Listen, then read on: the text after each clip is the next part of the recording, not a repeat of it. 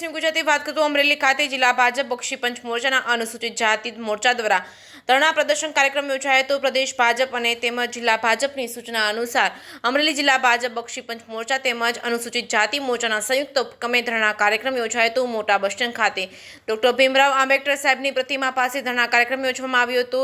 તાજેતરમાં જ કોંગ્રેસના યુવરાજ રાહુલ ગાંધીએ અમેરિકામાં જઈને એક વિભાજનકારી નિવેદન કર્યું હતું, તેને મોરચાઓ દ્વારા વખોડવામાં આવ્યું હતું। તેના નિવેદનોનો વિરોધ કરવામાં આવ્યો હતો। ધરણા કાર્યક્રમમાં ધારી બગસરાના ધારાસભ્ય જેવી કાકડિયાઓ ખાસ ઉપસ્થિત રહ્યા હતા, તેમજ અમરેલી જિલ્લા ભાજપ બક્ષી પંચ મોરચાના પ્રમુખ રાજુભાઈ તેમજ અમરેલી જિલ્લા ભાજપના અનુસૂચિત જાતિના પ્રમુખ કેશુભાઈ વાઘેલા તેમજ પ્રદેશ ભાજપ બક્ષી પંચ મોરચાના મંત્રી મયુરભાઈ માંજરિયા તેમજ જિલ્લાભરમાંથી બંને જિલ્લા મોરચામાંથી મંડળના પ્રમુખો અને મહામંત્રીઓ તેમજ આગેવાનો કાર્યકર્તાઓ ભાઈઓ બહેનો બહોળી સંખ્યામાં ઉપસ્થિત રહ્યા હતા। સમગ્ર કાર્યક્રમનું સફળ સંચાલન અમરેલી જિલ્લા ભાજપ અનુસૂચિત જાતિ મોરચાના મહામંત્રી સંદીપભાઈ સોલંકી દ્વારા કરવામાં આવ્યું હતું। જેકેએસ ન્યૂઝ ગુજરાતી સાથે જૈનિક સુજિત્રા અમરેલી। મારું નામ રાજુભાઈ ભૂતૈયા, અમરેલી જિલ્લા બક્ષી પંચ મોરચાના પ્રમુખ।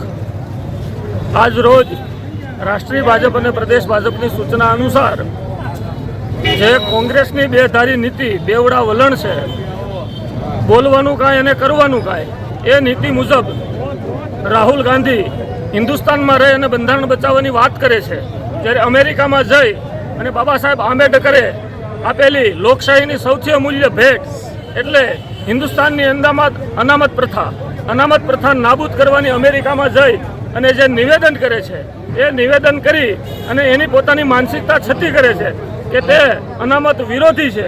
હવે અનામત વિરોધી નીતિ હિન્દુસ્તાનની બહાર જઈ અને અનામતનો વિરોધ કરવો છે, હિન્દુસ્તાનમાં રહી અને બંધારણની વાત કરનાર રાહુલ ગાંધીએ જ્યારે અમેરિકામાં જઈ અને અનામત નાબૂદ કરીશું એવું નિવેદન કર્યું છે, એનો અમે આજે અમરેલી જિલ્લા ભારતીય જનતા પાર્ટી વતી સખત શબ્દોમાં વખોડી કાઢીએ છીએ અને એના નિવેદનને અમે જડબાતોડ જવાબ આપવા અમરેલી જિલ્લા બક્ષી પંચ મોરચો, અમરેલી જિલ્લા અનુસૂચિત મોરચો અને અમરેલી જિલ્લા અનુસૂચિત જનજાતિ મોરચા દ્વારા આજ રોજ બાબા સાહેબ આંબેડકરના પ્રતિમાને ફૂલહાર કરી અને અમે પ્રાર્થના કરી છે બાબા સાહેબ આંબેડકરને કે આવા વિભાજનકારી માનસ ધરાવતા રાજકીય નેતાઓને સદબુદ્ધિ આપે અને દેશની અખંડતા એક રહે અને બંધારણીય હક મુજબ જે અનામત મળેલ છે એનો સારામાં સારી રીતે નરેન્દ્રભાઈ મોદીએ જ્યારે અમલ કર્યો છે, આ દેશની અંદર 27% અનામત નરેન્દ્રભાઈ મોદીએ આપી છે, બંધારણીય દરજ્જો નરેન્દ્રભાઈ મોદીએ આપ્યો છે।